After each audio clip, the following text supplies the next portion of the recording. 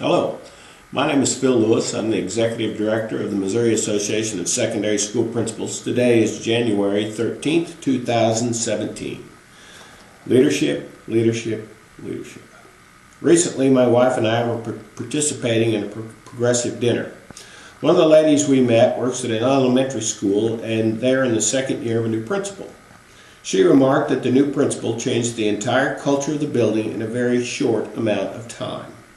She doesn't care about getting credit for the positive things in the school. She makes sure others get credit for what they add and bring to the school.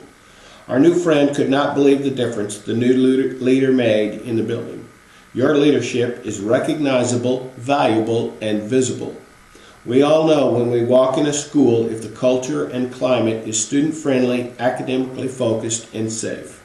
It really is the principle of the thing. This week, the Missouri Association of Secondary School Principals Board of Directors met. We had lots of great guests this week. We were able to get a lot of valuable information and provide some input to each of our guests.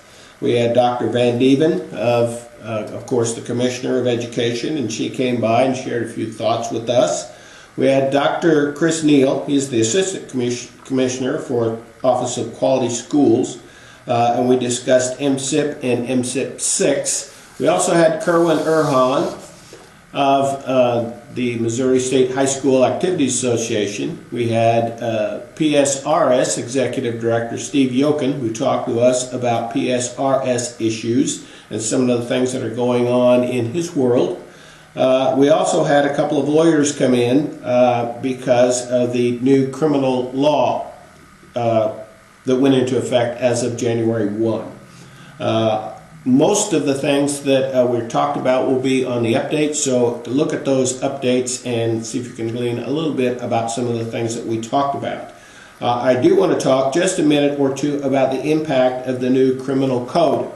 Questions came up on Wednesday about the impact of the law changes that began January 1. Newspaper articles have been written about the felony charges for scuffles on school grounds, and it frightened many school leaders.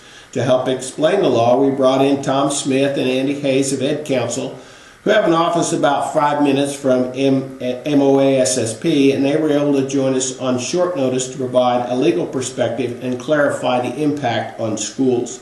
The changes actually were good on the assault changes, but not quite as good for the harassment changes. Check the update and you will get some clarification for that, as well as a link to their site that will explain a little bit more. Plus it also has a chart for you to look at to say, okay, is this something that I need to contact law enforcement about? So please look at that, and maybe that'll ease a little bit of some of the anxiety that I know that you're facing when those things happen at your school. The legislative session, of course, has started. I'm a little bit more optimistic than what I was just a few weeks ago.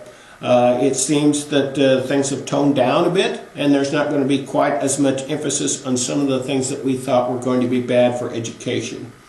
Right now, there is a shortfall of money, and a great deal of attention will be focused on budget cuts for the remainder of this fiscal year, and even more discussion on next year.